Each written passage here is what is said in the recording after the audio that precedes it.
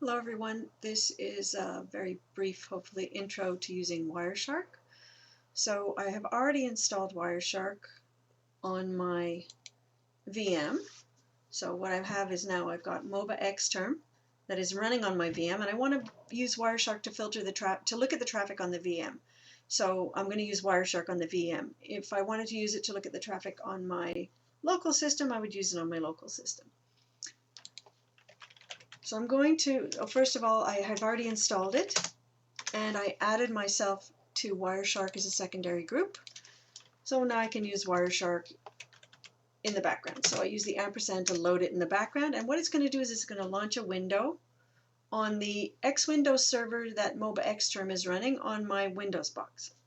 So there's my window that opened up, and so if I were running this on the desktop interface for vSphere, it would open up on my desktop X Windows system, but it's using the X Windows server that is remote. So I'm going to just use the virtual interface, ENS 160, so I just clicked on that.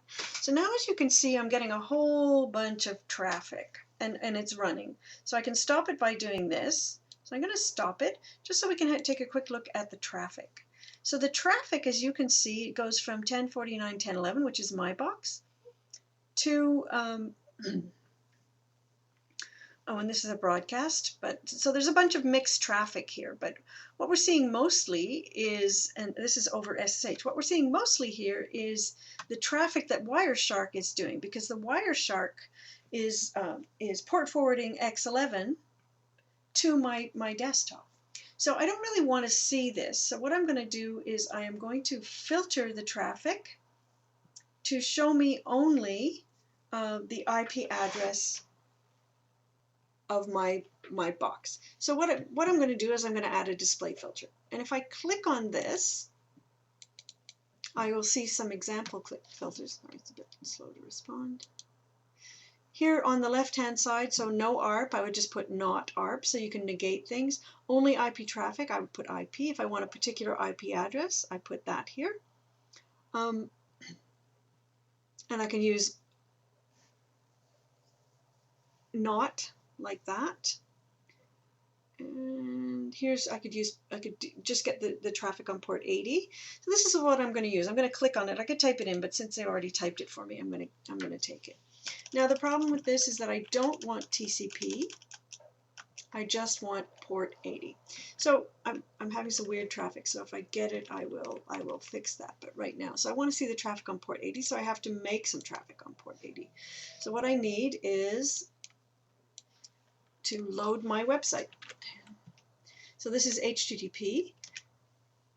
So as soon as I load my website, oh, I forgot to turn the scan thing on. Damn it.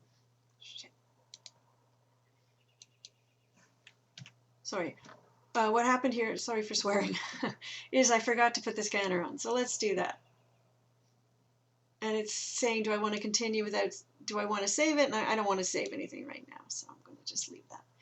So now let's load it again. So, and it's now running, and I can stop it if I want by clicking on this. So I'm going to load this again. Oh, there's my weird traffic. So what I'm doing here is I just reloaded this. Let's do that again. And here I see a whole bunch of traffic from me to my server. So now I'm going to stop it and see what's going on here.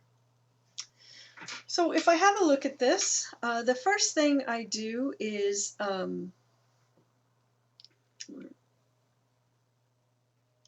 me go back.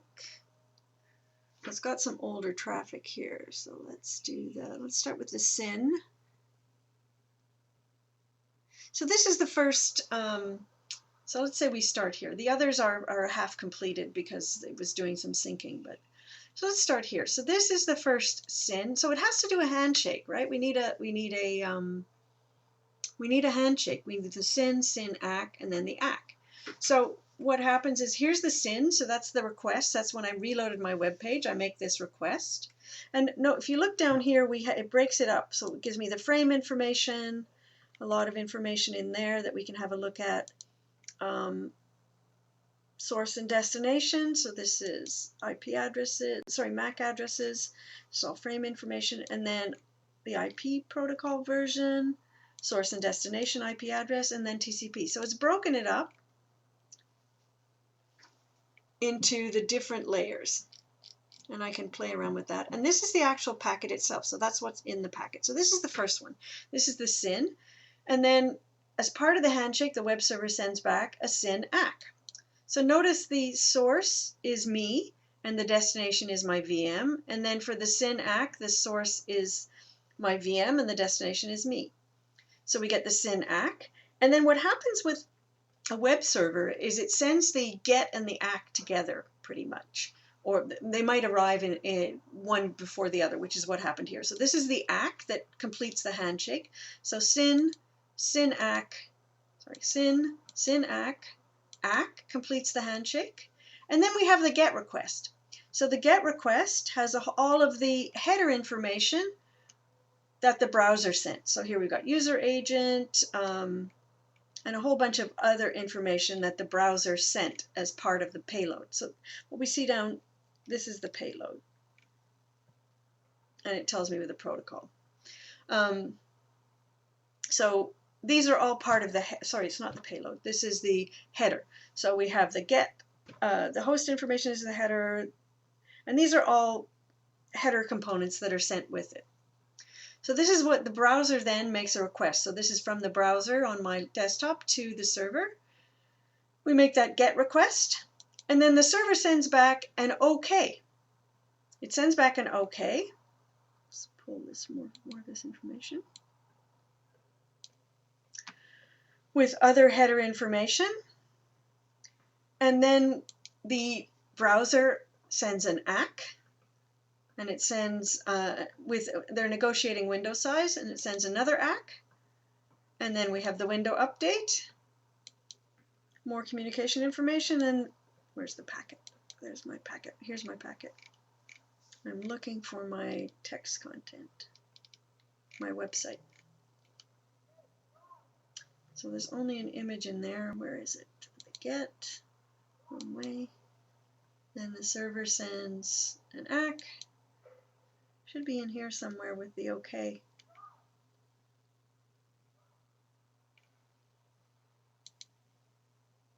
Oh, there we go. I was missing I was in the wrong tab. So with the response, oh, and notice I should have thought about it by the length. So the response, this is the HTML that was sent back. So in this case, I have an image in there. So we have to do another request to get the image. So the image request is in here, but since I already have the image cached, the image is not sent. So let's clear this and start again. And what I'm going to do is I'm going to use one that doesn't have the image cache so we can see that.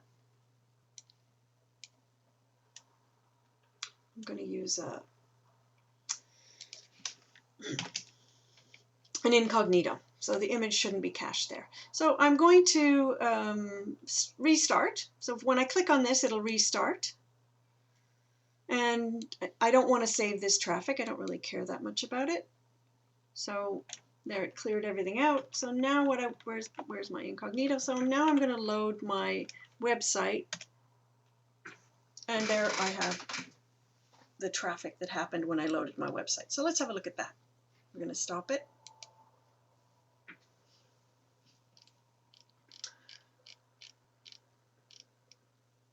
So let's go back to the top. So here's my SYN ACK, and ACK. So that's the first communicate. That's the handshake. And then my GET. So my GET statement, and then I get another ACK, and here's my response. So if we look at the response, there's my web server. So since I didn't have the, and there's an ACK to, I'm sending an ACK saying, okay, I got it. And I'm requesting the other URL. So what happens is the browser will look through the text and try and figure out, okay, what else do I need? Is there anything else in here? And it saw the image. So it said, okay, get me this image. So since it's not cached, it's getting me the image. And then we have a series of transmissions. So the push ACK is data, and the ACKs are just acknowledging the packet reception. So we go all the way down. So all of this is happening in the background, and we're actually retrieving the data from the website. So finally at the end, we have the whole image. So now if I load this again, this is one of the reasons we cache. Look at all of that traffic for getting the image. And then finally we get the fin. So the web server is telling the client, okay, we're finished. You've got the whole thing. And then the client acknowledges that it has the whole thing. So all of that was to load this image. So I had the two gets in there. I had the get, the original get, and then the get for the content of the HTML. So let's go to my first. So this is the get for the image. And before that, we'll see the get for the HTTP. So if we look at, oops, sorry, is it get HTTP? And then here's the OK where I get my HTTP. And then inside the HTTP, the browser sees this image. It says, okay, I need something else. So that's when it makes this request. And that's the one that takes longer. So the next time it won't make that second request, which is what we saw the first time. So it's just a simple look at a trace that I did for browser traffic. So there's lots of other things I can do with these filters, but let's now, so now let's say I wanted to save this traffic so I could look through it. Then what I can do is select it all, Control A, and then save it. Oops, I messed that up. Control A, save as, export specified packets, or save as. Sorry, that's the capture. Yeah, save as. And notice when I'm saving it, because this application, only the windowing part is on my desktop. So it's actually running on my VM. So notice it says Home Tricia. So if I want to save it, it goes into, this is HTTP Muppets. So I've saved that on my VM. So there we go. That's kind of an overview, and then I can close it. It's kind of an overview of using Wireshark.